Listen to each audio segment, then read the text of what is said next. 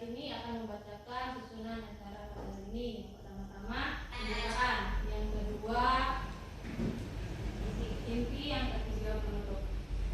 Marilah sama-sama kita membuka acara sosialisasi ini dengan membaca lafaz basmalah. Bismillahirrahmanirrahim. Melingkar ke acara selanjutnya, acara inti yang akan disampaikan oleh Ibu Trian Yudianti kepada Ibu Trian. Kami persilakan. Baik, langsung saja. Assalamualaikum warahmatullahi wabarakatuh. Waalaikumsalam warahmatullahi wabarakatuh. Ya, sebelumnya saya mengucapkan terima kasih atas kehadiran rekan-rekan sekalian dalam acara sosialisasi diseminasi modul 1.4 tentang budaya positif. Nah, sebenarnya tugas ini adalah salah satu tugas akhir saya di modul 1 dalam pendidikan guru penggerak. Pendidikan guru penggerak itu ada 3 modul, modul 1, 2, dan 3. Dan modul 1 ini ada 4 sub dan ini adalah sub yang terakhir. Ya, langsung saja di sini saya akan menyampaikan tentang diseminasi modul 1.4 budaya positif. Ya, tujuan saya melakukan diseminasi ini adalah membagikan pemahaman dan pengalaman dalam menerapkan budaya positif kepada rekan sejawat. Ya, dan karena ini merupakan tugas saya di modul 1 dalam pendidikan program guru penggerak. Nah, dalam modul 1.4 ini ada beberapa konsep utama. Yang pertama yaitu perubahan paradigma belajar, yang kedua disiplin positif, yang ketiga kebutuhan dasar manusia, yang keempat motivasi perilaku manusia, yang kelima posisi kontrol restitusi, yang keenam keyakinan kelas, dan yang terakhir adalah segitiga restitusi. Kita langsung saja menuju ke konsep yang pertama. Konsep yang pertama yaitu tentang pembelajaran dengan paradigma baru. Nah, pembelajaran dengan paradigma baru ini dirancang berdasarkan prinsip pembelajaran yang terdiferensiasi, sehingga setiap siswa belajar sesuai dengan kebutuhan dan tahap perkembangannya untuk mewujudkan profil pelajar Pancasila. Nah, kalau misalnya sebelumnya kan kita selalu belajar menggunakan masih pembelajaran yang bersifat konvensional. Kita selama ini menerapkan pembelajaran itu sama antara satu anak dengan anak yang lainnya. Tapi di sini kita sudah mulai melaksanakan kurikulum merdeka, dan di kurikulum merdeka ini kita akan melaksanakan prinsip pembelajaran yang terdiferensiasi. Terdiferensiasi itu artinya bahwa setiap anak itu kan memiliki keunikan yang berbeda, ya Bapak Ibu ya. Keunikannya berbeda, memiliki keunikannya masing-masing. Sehingga dalam penerapan pembelajarannya kita itu harus menyadari bahwa anak-anak tadi memiliki keunikan, sehingga kita harus menerapkan pembelajaran juga secara berbeda. Ya. Nah, dalam tahap pengembangannya itu untuk mewujudkan profil pelajar Pancasila. Nah, profil pelajar Pancasila ini di sini ada 6, ya Bapak Ibu sudah tahu. Yang pertama apa? Beriman, bertakwa kepada Tuhan Yang Maha Esa. Kemudian yang kedua berkebinekaan global, yang ketiga mandiri, kemudian bergotong royong, bernalar kritis dan kreatif. Nah, dalam pembelajaran kurikulum merdeka ini kita menggunakan prinsip-prinsip Ki Hajar Dewantara, di mana Ki Hajar Dewantara itu menyatakan bahwa proses pembelajaran itu adalah kita menuntun anak-anak kita untuk menjadi sesuatu sesuai dengan bakatnya, karena setiap anak itu sudah memiliki kodratnya masing-masing, sudah membawa kodratnya dari lahir. Sehingga kita merawat anak-anak itu ibaratnya kita adalah seorang petani. Kemudian mereka itu kalau petani itu kan kalau misalnya jagung, bibit jagung itu tidak mungkin kita nanti mengubahnya menjadi padi.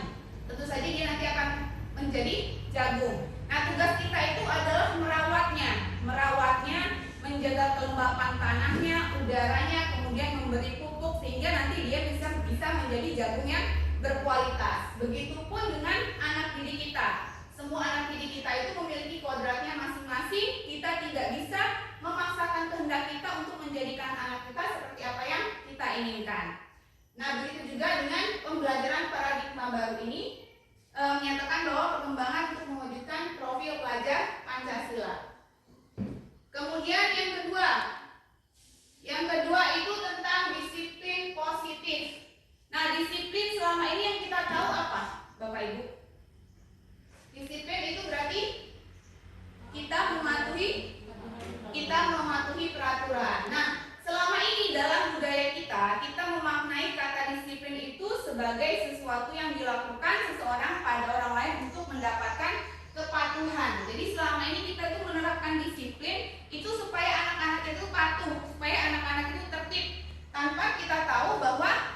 sebenarnya mereka itu ada rasa terpaksa untuk melakukan disiplin itu.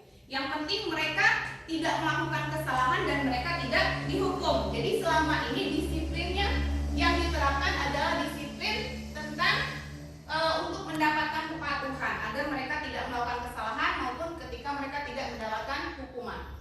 Nah, maksudnya di sini disiplin yang sebenarnya adalah disiplin diri, ya. Disiplin diri yang memiliki motivasi internal. Jadi motivasi disiplin itu datang dari dalam dirinya sendiri, bukan datang dari luar, bukan datang dari peraturan, ya. Kalau misalnya dia datang dari peraturan, berarti di situ ada sifat memaksa, sehingga anak-anak melakukannya yaitu tadi hanya untuk supaya tidak dihukum, ya. Jika kita memiliki motivasi internal, maka kita tidak memerlukan pihak lain untuk mendisiplinkan kita atau motivasi eksternal. Jadi yaitu tadi peraturan, kemudian larangan itu tadi merupakan motivasi eksternal. Sedangkan disiplin yang sebenarnya itu harus ada dalam diri kita sendiri. Misalnya kalau misalnya datang tepat waktu ke sekolah, yaitu bukan karena kita ingin takut dihukum, bukan karena kita ingin dilihat orang lain bahwa kita bagus, tapi sebenarnya itu harusnya datang dari dalam diri kita sendiri. Oh, saya disiplin itu karena memang saya menghargai diri saya sendiri, inilah kualitas diri saya, seperti itu. Itu yang namanya disiplin dari motivasi internal, artinya dari dalam diri sendiri. Nah, kemudian di sini disiplin itu berubah menjadi disiplin positif. Disiplin positif itu merupakan salah satu cara penerapan disiplin yang bertujuan untuk menumbuhkan kesadaran serta memberdayakan anak untuk melakukan sesuatu tanpa sogokan, ancaman maupun hukuman. Nah, disiplin di sini harusnya kita rubah menjadi disiplin positif. Nah, disiplin positif ini adalah cara kita menerapkan disiplin agar anak-anak itu tumbuh kesadaran sendiri, agar mereka mempunyai motivasi internal supaya mereka melakukan disiplin itu bukan dari faktor ekstrinsik, bukan dari karena mereka melakukan sesuatu karena sogokan, ancaman maupun hukuman. Itu di sini disiplin positif yang ingin kita rubah pada anak-anak kita supaya mereka melakukan disiplin bukan karena takut hukuman, tapi karena datang dari dirinya sendiri dan menghargai dirinya sendiri. Kemudian yang ketiga, dalam melakukan disiplin itu kan sebenarnya kita memiliki kebutuhan dasar manusia, ya. Jadi kebutuhan dasar manusia itu di sini ada 5. Yang pertama itu adalah kebutuhan hidup. Jadi kebutuhan hidup itu sandang, pangan, apalagi papan, ya. Kita manusia itu membutuhkan makanan, ya, membutuhkan rumah, membutuhkan pakaian dan lain sebagainya.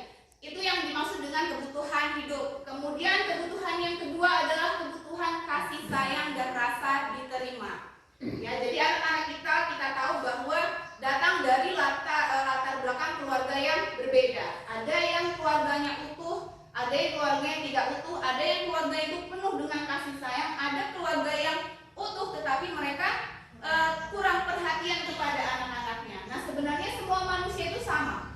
Memiliki kebutuhan kasih sayang dan rasa diterima, seperti itu. Kemudian yang kedua adalah kebebasan. Jadi manusia itu memiliki kebutuhan dasar kebebasan, bebas melakukan sesuatu. Tapi di sini kita juga ingin bahwa siswa kita mendapatkan kebebasan itu bukan kebebasan yang semena-mena tanpa arah, tapi juga kebebasan yang sesuai dengan koridornya. Kemudian yang keempat yaitu kesenangan. Ya, kita tahu bahwa kita ini membutuhkan kesenangan. Anak-anak kita itu membutuhkan kesenangan. Jadi kita akan selalu berusaha menciptakan pembelajaran yang menyenangkan bagi anak-anak. Kita juga tidak bisa memaksakan anak-anak untuk mengikuti pembelajaran yang kurang menyenangkan. Jadi misalnya kita membuat pembelajaran itu tidak menyenangkan, tentunya anak-anak akan lesu dalam mengikuti pembelajaran, tidak bersemangat dan kurang aktif. Jadi sebenarnya di sini mereka membutuhkan kesenangan, sama seperti kita orang dewasa pun membutuhkan kesenangan, apalagi anak-anak yang sedang membangun karakternya. Kemudian yang terakhir adalah penguasaan. Jadi manusia juga memiliki kebutuhan dasar yaitu penguasaan. Minimal yang terkecil ada dia penguasaan terhadap dirinya sendiri. Ya, itu yang terkecil saja dalam diri manusia itu penguasaan terhadap dirinya sendiri, tidak selalu diatur oleh orang lain. Selanjutnya, nah, tadi kebutuhan dasar manusia sudah. Jadi kebutuhan dasar manusia itu nanti kebutuhannya itu akan memotivasi perilaku manusia. Jadi motivasi itu apa? Motivasi itu merupakan dorongan yang timbul dari diri seseorang secara sadar atau tidak sadar untuk melakukan tindakan dan tujuan tertentu, ya. Nah, di sini motivasi di situ ada 3, ya. Motivasi yang mendasari seseorang melakukan sesuatu. Jadi dia memiliki tujuan, dan apa itu motivasi yang membuat dia melakukan sesuatu? Yang pertama, untuk menghindari ketidaknyamanan atau hukuman. Nah, ini yang pertama. Murid melakukan disiplin dikarenakan dia takut dihukum. Nah, itu tadi merupakan motivasi ekstrinsik. Selama ini murid-murid kita memang melakukan disiplin hanya karena takut dihukum, ya. Kemudian yang kedua, untuk mendapatkan imbalan atau penghargaan dari orang lain. Jadi murid melakukan disiplin diri karena ia ingin mendapatkan imbalan. Ini juga merupakan motivasi ekstrinsik. Contohnya misalnya, ya besok yang datang tepat waktu, misalnya kalau upacara bendera akan dikasih hadiah. Nah, itu sebenarnya motivasi ekstrinsik. Mereka, anak-anak kita akan datang tepat waktu hanya karena diberikan hadiah. Tetapi ketika mereka tidak diberikan hadiah, mereka akan mengulangi seperti biasa lagi, tidak datang tepat waktu. Kemudian yang ketiga, motivasinya yaitu untuk menjadi orang yang menghargai diri sendiri dengan nilai-nilai yang mereka percayai. Tadi yang sudah saya sebutkan, di sini murid melakukan disiplin karena ia sadar akan nilai kebajikan dirinya ini merupakan motivasi intrinsik. Nah, sekali lagi, ini merupakan motivasi intrinsik, datang dari dalam dirinya sendiri, bukan karena dia ingin mendapatkan pengakuan, bukan karena dia ingin mendapatkan hadiah, bukan juga karena dia menghindari hukuman, tapi karena dia menghargai dirinya sendiri. Ini loh saya, ini loh kapasitas saya, seperti itu. Kemudian, nah di sini ada konsep disiplin dengan identitas gagal. Nah, di sini disiplin yang pertama tadi dengan hukuman, yang kedua dengan penghargaan. Nah, kalau di konsep disiplin dengan identitas gagal ini, yang pertama hukuman. Konsepnya bagaimana? Menyakitkan, dan tentunya hukuman itu akan menimbulkan rasa sakit bagi anak didik atau peserta. Kemudian tidak nyaman. Tentunya ketika mereka mendapatkan hukuman itu, selain menyakitkan bagi diri mereka sendiri, pastinya mereka merasa tidak nyaman, merasa malu ketika mereka kembali kepada teman-temannya. Mereka merasa dipermalukan. Kemudian yang ketiga, mereka akan merasa takut, ya. Mereka akan merasa takut kepada orang yang memberikan hukuman, tentunya kepada kita sebagai guru. Kemudian yang keempat itu sifatnya memaksa, ya. Pokoknya mereka harus, itu namanya maksa. Kemudian yang kelima, menyembunyikan kesalahan. Nah, ini yang hukuman tadi. Kalau hukuman ini menimbulkan rasa menyembunyikan kesalahan, jadi mereka tidak akan bersikap jujur. Contohnya, kalau misalnya kemarin-kemarin ada murid kelas 5 yang sering kehilangan uang, sudah ditanyakan oleh Bu Ida kemarin siapa ini, tapi tetap tidak ada ya Bu Ida yang mengaku. Nah, di situ pastinya mereka karena merasa takut sehingga mereka menyembunyikan kesalahan. Kemudian yang terakhir, tentunya mereka akan merasa rendah diri. Mereka merasa rendah diri, merasa malu untuk kembali kepada teman-temannya jika kesalahan mereka diketahui. Kemudian identitas gagal jika kita memberikan penghargaan. Yang pertama, tidak efektif. Tidak efektifnya bagaimana? Ya tadi, kalau mereka mendapatkan hadiah, mereka akan melakukan, tapi ketika mereka tidak mendapatkan hadiah, mereka tidak akan melakukan. Jadi dengan memberikan penghargaan untuk menerapkan disiplin itu dirasa kurang efektif, ya. Kemudian merusak hubungan atau sifat iri. Nah, kita tahu bahwa sekarang ini di kurikulum Merdeka itu kita tidak boleh mengadakan yang namanya perankingan. Tidak boleh mengadakan ranking, tidak boleh ada yang namanya ranking 1, 2, dan 3. Selain itu kita juga tidak boleh memberikan hadiah. Itu di kurikulum Merdeka. Kenapa seperti itu? Karena nanti anak-anak yang mendapatkan, kan kalau di rapor itu kita pasti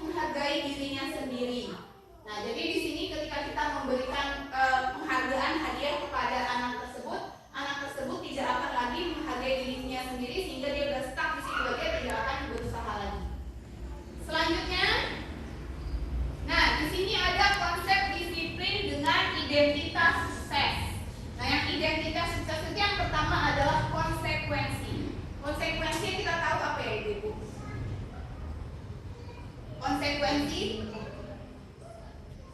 Jadi konsekuensi itu misalnya seperti ini. Ada anak di kelas kita menumpahkan air minum. Ya, ada anak di kelas kita menumpahkan air minum. Konsekuensinya maka dia harus membersihkan minum atau air yang tumpah. Itu yang disebut dengan konsekuensi. Jadi konsekuensi itu membiarkan apa? Ya, membiarkan anak untuk bertanggung jawab sesuai dengan tindakan atau kesalahan yang sudah dilakukan. Jadi itu sesuai ya. Nah, di sini konsekuensi itu sukses, bisa berjalan dengan sukses, bisa menerapkan disiplin pada anak. Tapi yang pertama penguatannya itu hanya jangka pendek saja. Jadi dia jangka pendek saja, kita tidak tahu kalau dia nanti mungkin dia menumpahkan sekarang atau besoknya dia menumpahkannya lagi, apa mungkin dia akan membersihkannya langsung. Itu hanya untuk jangka pendek saja ketika kita melihat anak itu ya. Kemudian yang kedua, perlu dimonitori berkelanjutan. Jadi harus benar-benar dilihat anak itu ketika melakukan kesalahan yang sama, apakah dia akan bertanggung jawab sesuai dengan kesalahannya. Kemudian yang ketiga, di sini ada stimulus dan respon. Ada stimulus itu tadi akibatnya. Akibatnya dia melakukan itu, maka dia akan membersihkan. Nah, itu yang disebut dengan stimulus dan respon. Jadi dia sudah berpikir cepat bahwa ketika saya menumpahkan, maka saya harus membersihkan, seperti itu.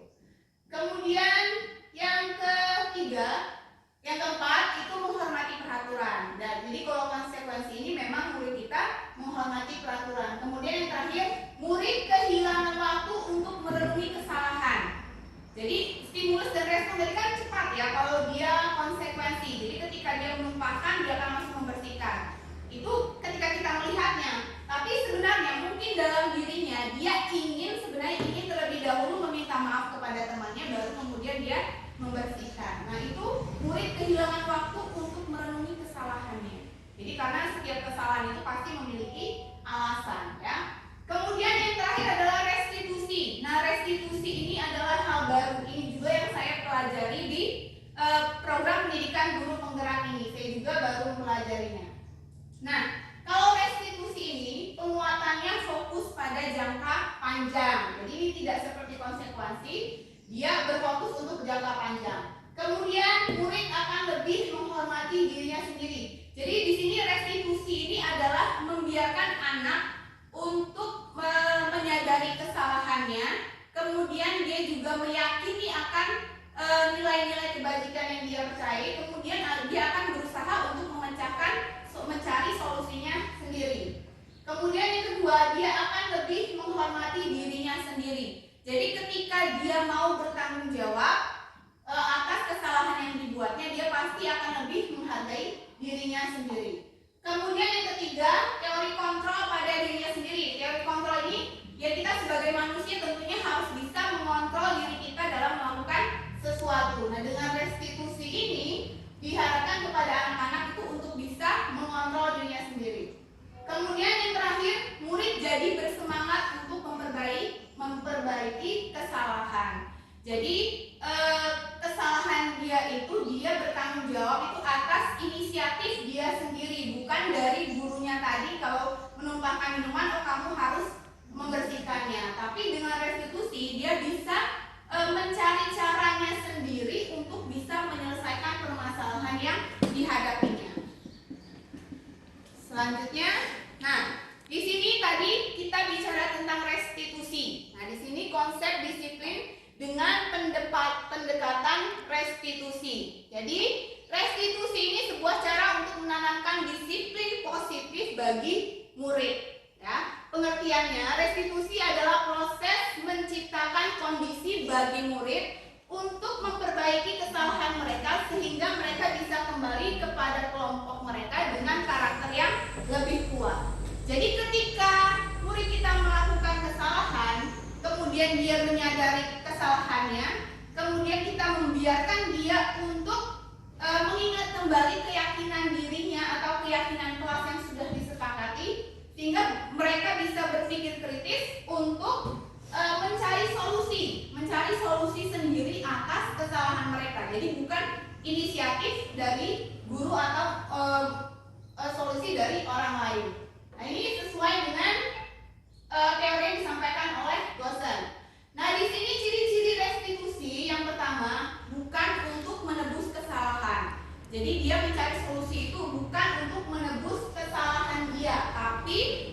belajar dari kesalahan agar dia tidak mengulangi kesalahan tersebut.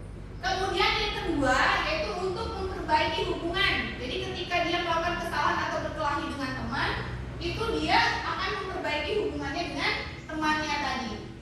Kemudian restitusi ini tawaran, bukan paksaan. Jadi ketika anak melakukan kesalahan, itu kita bertanya kepada anak, apa yang bisa kamu lakukan untuk memperbaiki kesalahanmu? Nah, itu sebuah tawaran.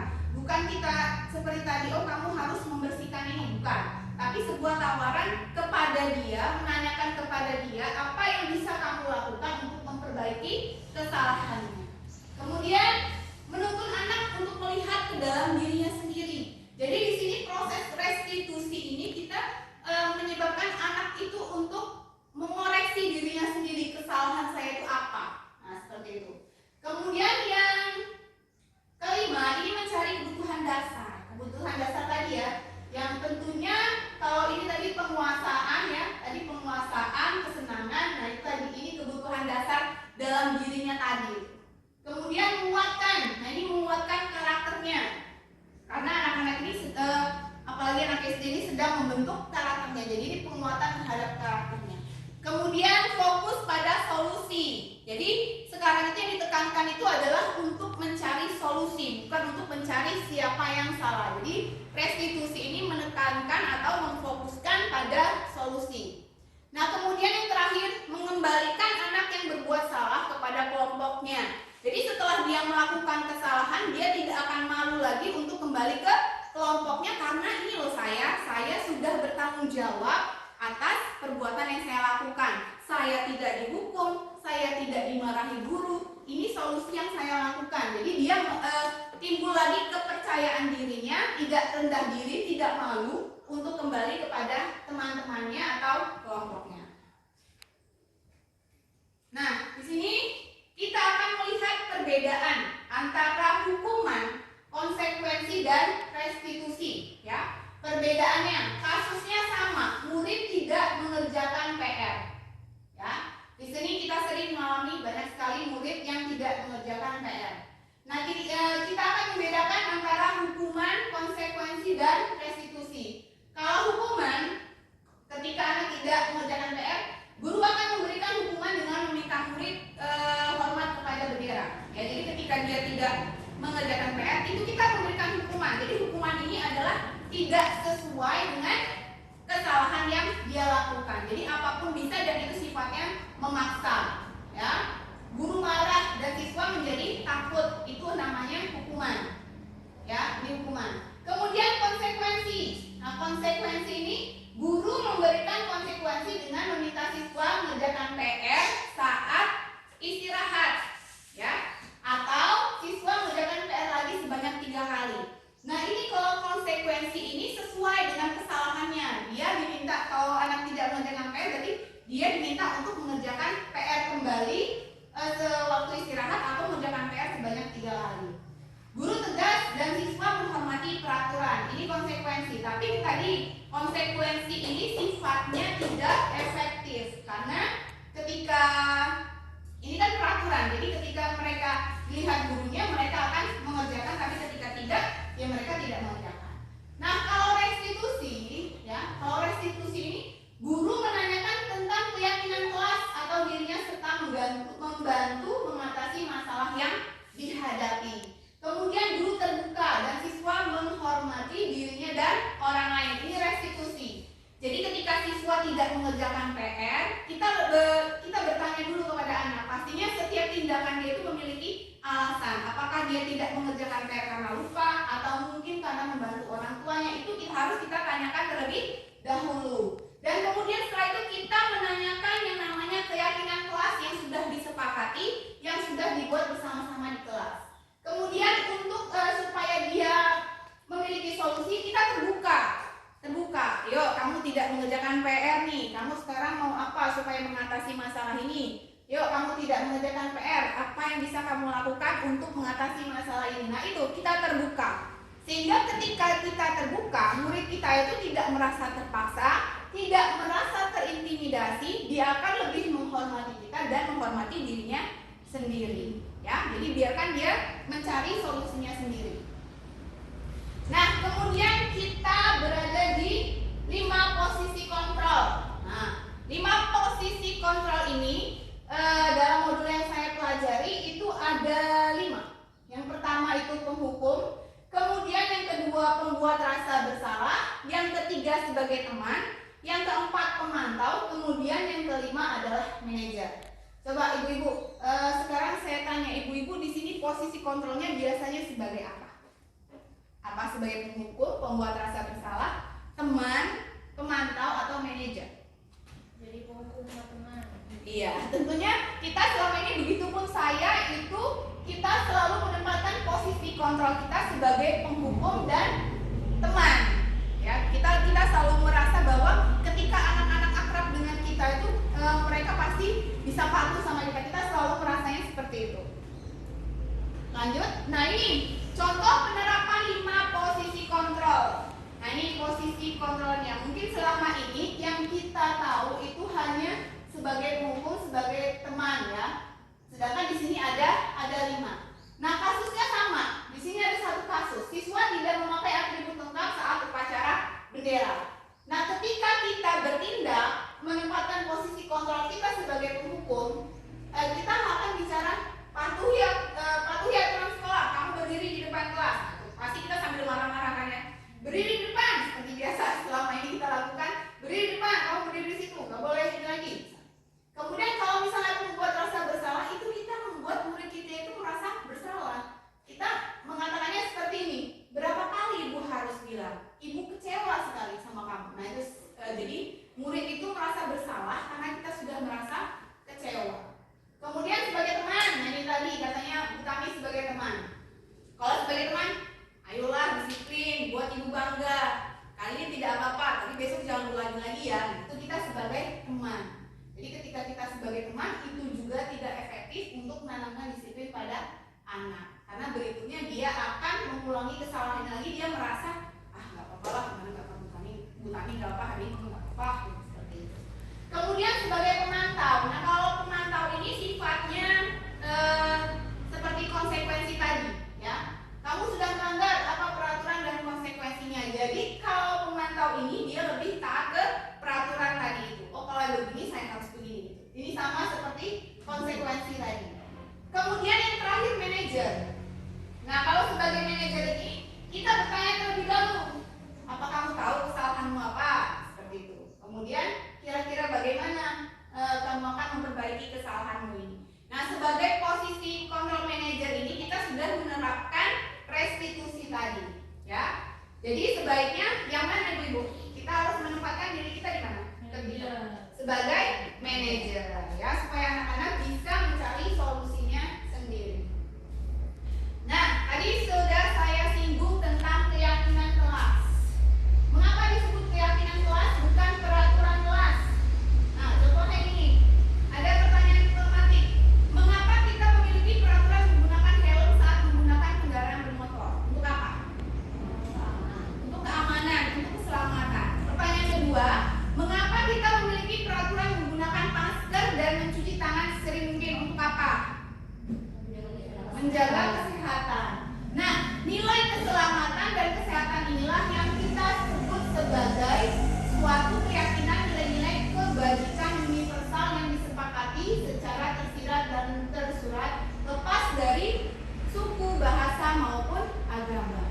Nah, jadi keyakinan kelas ini sebenarnya harus dibuat. Nah, ketika kita dibuat itu kita akan menerapkan nilai-nilai kebajikan universal. Kebajikan universal itu kebajikan secara umum, nilai-nilai secara umum tanpa memandang perbedaan suku, agama maupun bahasa. Nah, seperti itu. Jadi ini yang namanya keyakinan kelas. Jadi bukan peraturan kelas. Kalau namanya peraturan kelas itu kan anak-anak hanya akan ini peraturan kelas saya harus mematuhi ini. Tapi kalau keyakinan kelas itu keyakinan dalam dirinya sendiri. Nah, seperti itu. Selanjutnya, nah, ini keyakinan kelas sebenarnya sudah saya buat di kelas 4. Jadi kegiatan membuat keyakinan kelas ini ada beberapa tahap.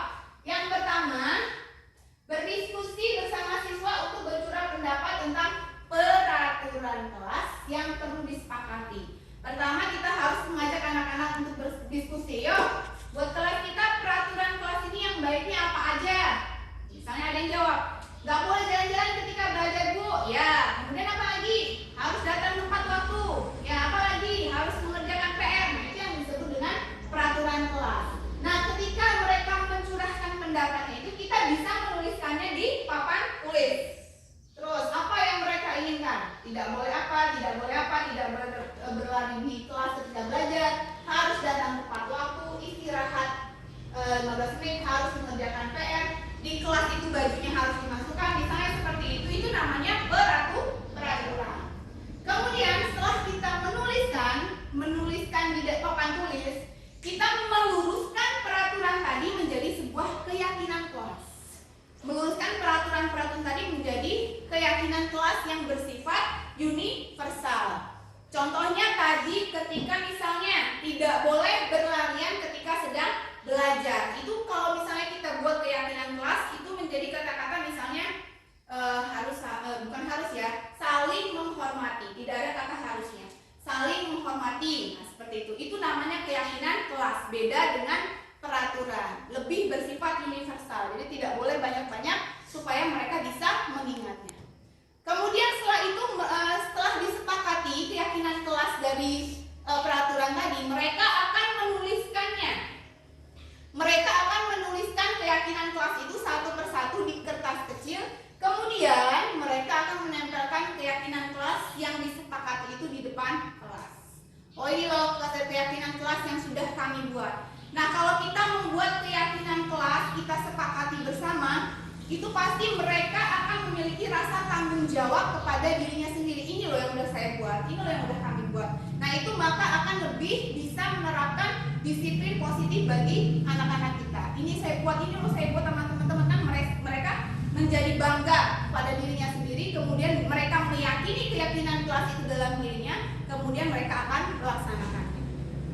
Selanjutnya, nah ini pembentukan keyakinan kelas ini ada beberapa aturannya. Yang pertama, keyakinan kelas itu bersifat lebih abstrak daripada peraturan yang lebih rinci dan kompleks. Seperti tadi ya, tidak boleh berlarian di dalam kelas ketika belajar, harus datang tepat waktu. Itu kalau keyakinan kelasnya lebih saling menghormati. Kemudian yang kedua, keyakinan kelas berupa pernyataan-pernyataan universal. Nah, tadi bersifat lebih umum ya, secara umum nilai-nilai kebajikan yaitu menghormati, menghargai, seperti itu.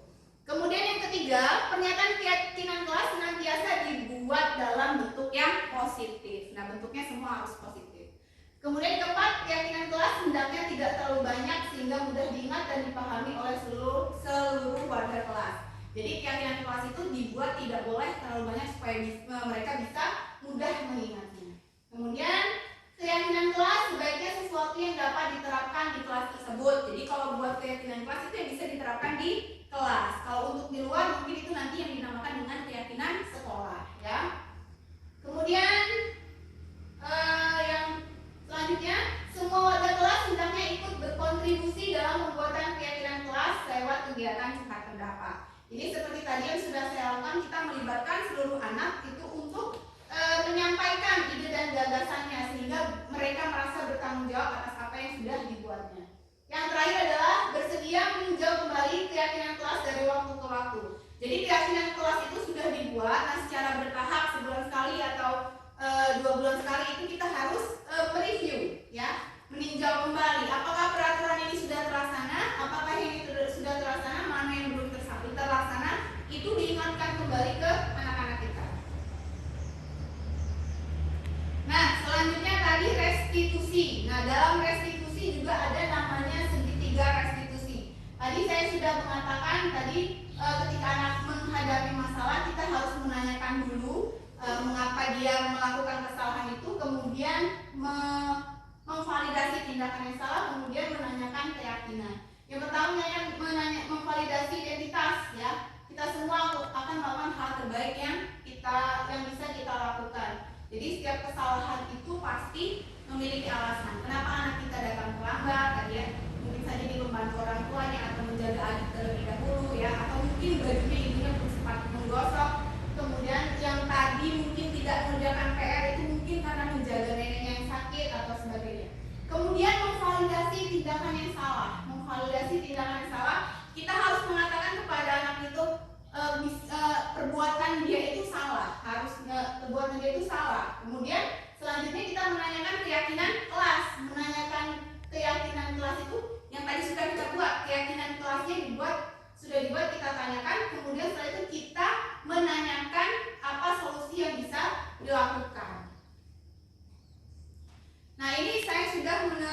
melakukan penerapan segitiga restitusi di kelas saya.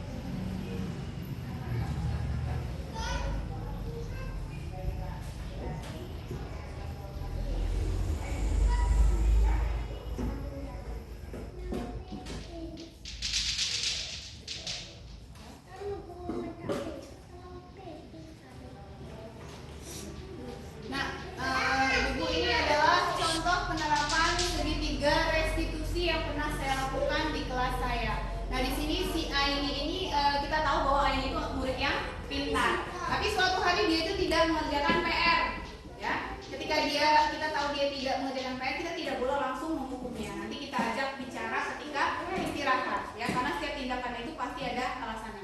Nah, ketika saya tanya, dia tidak mengerjakan PR tadi, ya, tidak mengerjakan PR, tapi ketika disuruh maju dia malah bisa, gitu kan?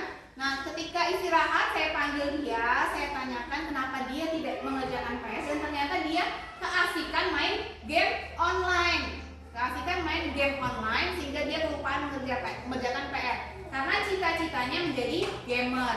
Nah, itu tadi.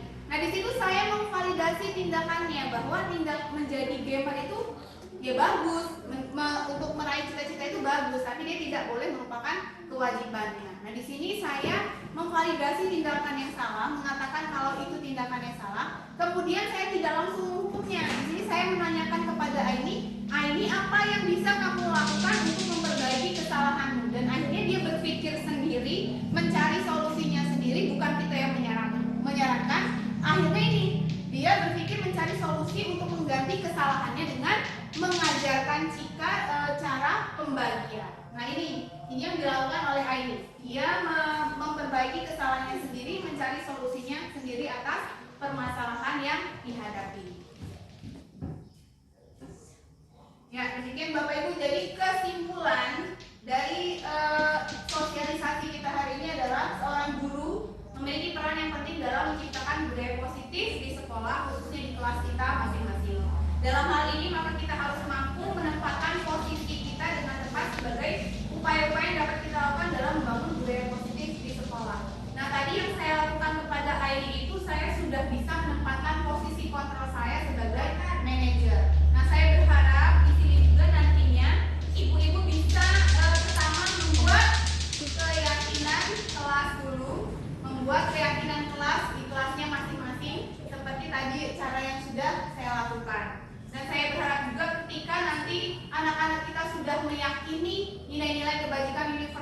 kelasnya masing-masing. Saya berharap nanti anak-anak kita itu akan menjadi anak-anak yang memiliki karakter yang kuat, memiliki disiplin yang tinggi, sehingga suasana di kelas di sekolah kita ini menjadi suasana tempat belajar mereka yang aman dan nyaman, sehingga mereka bisa